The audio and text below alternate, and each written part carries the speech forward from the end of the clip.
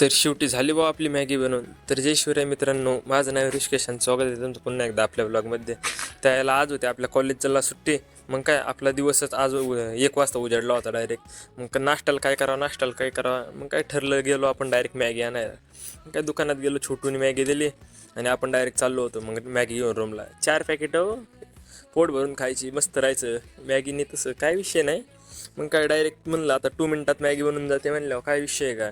मग काय डायरेक्ट गेलो रूमला. यायला लगेच आपली केटल वगैरे घेतली आणि पाणी विणी गरम करून लगेच त्याच्यात मॅगी सोडली भाऊ.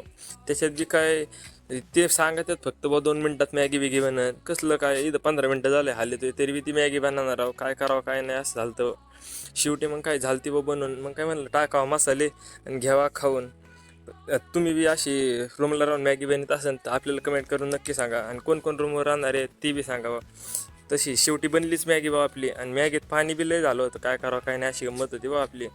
जाऊ द्या म्हणलं आता रूमवर आहे म्हणल्यावर ते त्यांचं दुःख त्यांनाच कळतं, काय खावा काय नाही अशी गंमत असते बा आमच्या पोरांची.